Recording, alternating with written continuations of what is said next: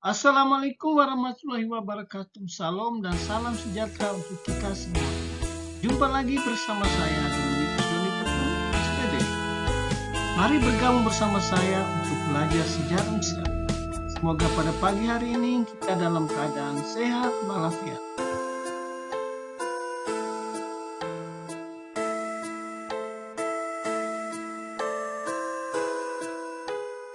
Adapun materi yang kita belajar pada pagi hari ini, yaitu kehidupan masyarakat Indonesia pada masa praaksara. Kehidupan masyarakat Indonesia pada masa praaksara, yaitu manusia pada waktu itu belum mengenal tulisan. Mereka hidup berpindah dari satu tempat ke tempat lain. Mereka tergantung pada alam yang menyediakan makanan untuk mereka. Sehingga apa yang kita sebut dengan nomaden atau berpindah-pindah tempat. Nah, untuk itu marilah kita melihat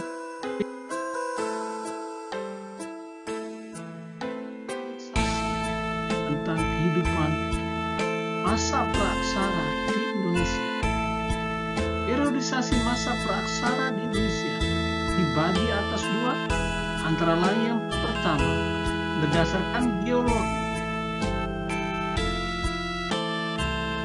Berdasarkan geologi ini mengacu pada umur lapisan bumi. Berdasarkan umur lapisan bumi maka dibagi antara lain yaitu zaman Archeozoikum atau yang dikenal dengan Archeozoikum, yang kedua zaman Paleozoikum, dan yang ketiga zaman Mesozoikum, dan yang keempat zaman Neozoikum atau Kenozoikum. Yang kedua berdasarkan arkeologi. Nah, berdasarkan arkeologi ini mengacu pada teknologi purba, hasil temuan penelitian arkeologi. Antara lain yang kita lihat, yang pertama zaman Paleolitikum atau yang disebut dengan batu tua. Yang kedua zaman Mesolitikum atau yang disebut dengan batu tengah. Yang ketiga zaman Neolitikum atau disebut dengan zaman batu muda. Yang keempat zaman Megalitikum, dan yang keempat zaman logam. Zaman logam ini terdiri dari zaman Kunju dan zaman Mesir. Oke, mari kita lanjut.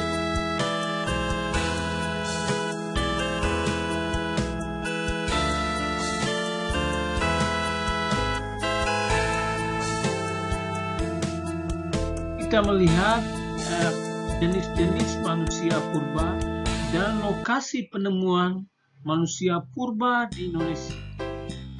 Nah, inilah peta penemuan manusia purba antara lain khususnya di daerah Jawa. Semuanya mendominasi adalah Pulau Jawa, yaitu pertama Sangiran, yang kedua daerah Trinil, yang ketiga daerah Wajak, dan yang keempat di luar dari Pulau Jawa yaitu Pulau Flores sendiri. Jadi wilayah Indonesia diperkirakan menjadi tempat dunia manusia purba. Ini merupakan peta penemuan manusia purba.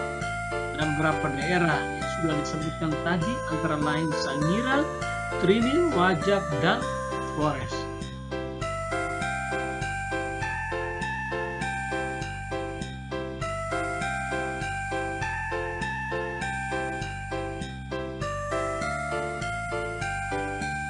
Jenis-jenis manusia purba Indonesia.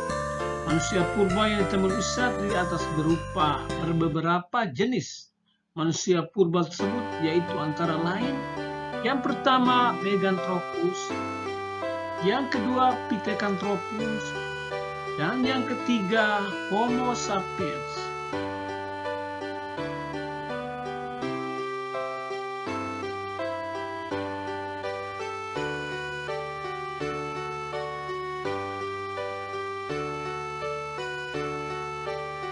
Melihat yang pertama Meganthropus. Nah, fosil yang ditemukan berupa fragmen rahang seperti gambar di atas. Nah, rahang bawah sebelah kanan, rahang atas sebelah kiri, dan gigi lepas. Dari hasil penemuan fosil tersebut diperkirakan bahwa manusia jenis ini memiliki ukuran sangat besar atau raksasa. Oleh karena itu fosil ini dinamakan Meganthropus paleojavanicus Nah, Meganthropus paleojapanicus diperkirakan hidup pada sekitar 1-2 juta tahun yang lalu. Kita bayangkan berapa generasi. Ya, coba kita analisa. Nah, fragmen fosil Meganthropus ditemukan masih sangat sedikit. Jadi fosil Meganthropus ini pertama kali ditemukan oleh von Koningswald pada tahun 1941 di desa Sangiran sekitar lembah Sungai Bengawan Solo. Meganthropus merupakan jenis manusia purba yang paling tua.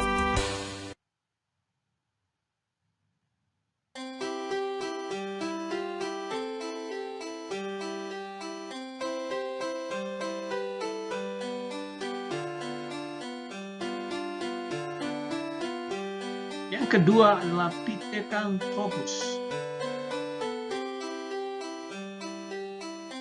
Nah, ini beberapa jenis Pithecanthropus yang teman saya, yaitu Pithecanthropus mojocertensis dan Pithecanthropus erectus. Nah, Pithecanthropus merupakan jenis manusia purba, yaitu manusia kera yang berjalan tegak. Nah, ini banyak ditemukan di sisa kehidupan Pithecanthropus yang dapat ditemukan di Mojokerto, Kedung Brebes, Trinil, Sangiran, Sambunganakam, dan Ngandong. Nah, inilah Pithecanthropus yang ditemukan.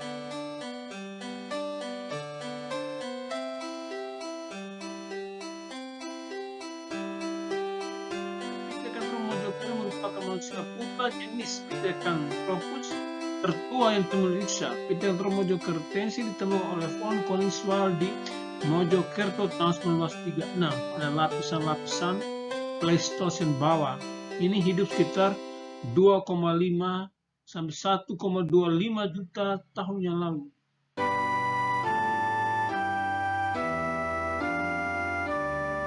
Jadi fosil Pithecanthropus mojocertensis yang berhasil ditemukan berupa tengkorak anak-anak, atap tengkorak, rahang atas, rahang bawah, dan gigi lepas.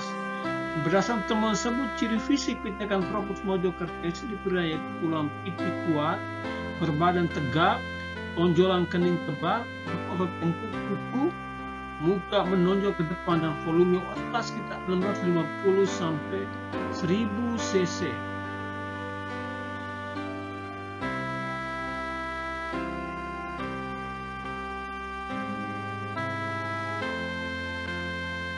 Pithecanthropus atau Homo erectus.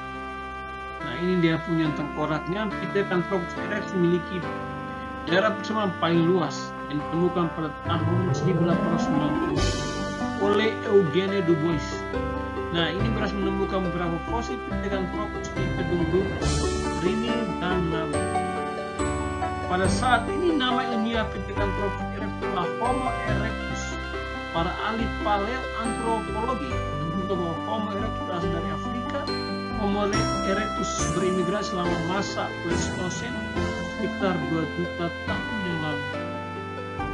Ciri fisik Pithecanthropus erectus atau Homo erectus yaitu badan tegak, dagunya tidak ada, alat tubuhnya kuat, berat badan 80 sampai 1000 kg. Nah, terdapat tonjolan kening pada dahi, tulang tengkorak berbentuk lonjong sekitar 750 sampai 1000 cc, dan muka didominasi oleh bagian rahang yang menonjol.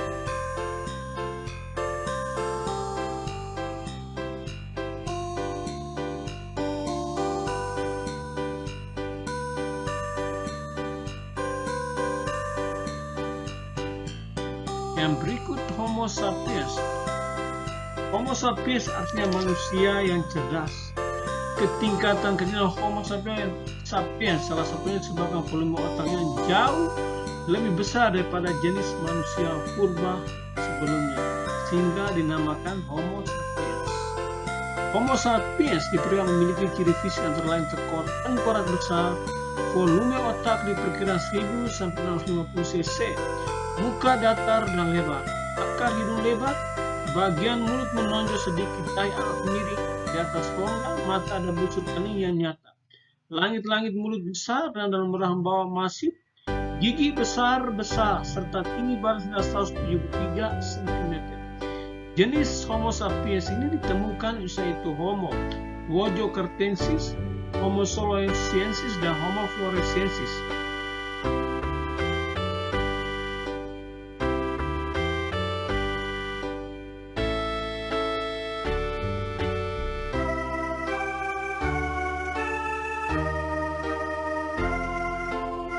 Nah, yang berikut Homo wajakensis. Homo wajakensis arti atau manusia dari Wajak, yang ditemukan dalam Sungai Berantas, Wajak, Tuluk Agung, Jawa Timur.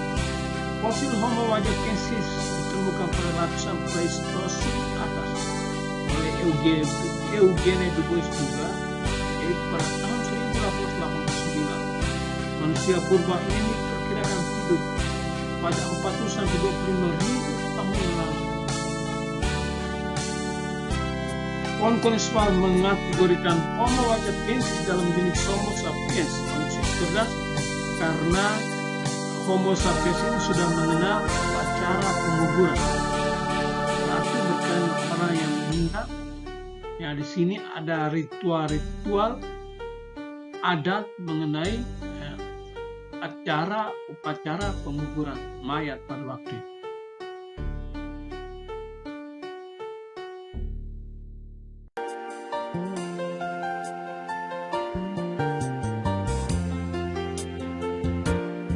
Nah, ini adalah fosil Homo soloensiensis.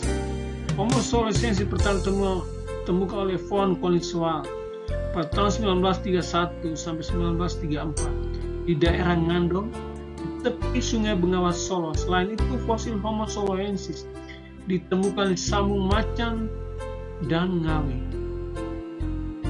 Manusia purba Homo soloensis diperkirakan hidup pada 900 sampai 2000 tahun yang lalu.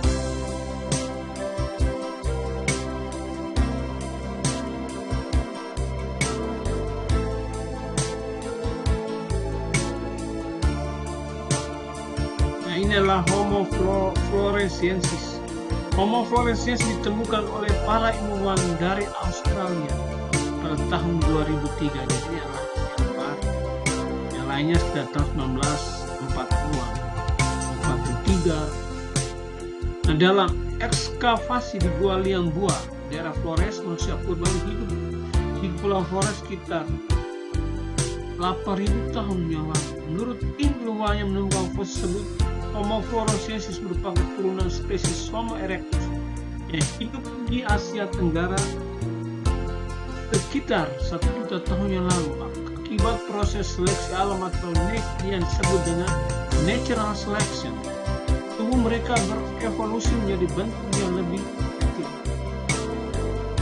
Dalam jurnal ilmiah Nature, para ilmuwan menjelaskan Homo floresiensis sebagai spesies baru manusia, sementara itu Tengku Yakob, Homo floresiensis bukan spesies baru, melainkan nenek moyang dari para Krakatau di Flores yang menderita penyakit mikrosefalia, itu bertengkorak kecil dan berotak kecil.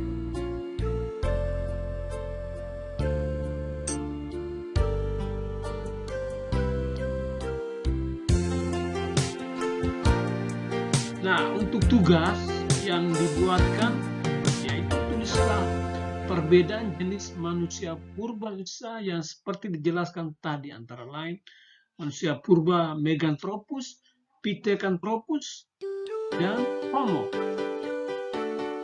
Jadi silakan dikerjakan minggu depan di komputer. Dan akhir kata, saya mengucapkan sekian dan terima kasih, dan selamat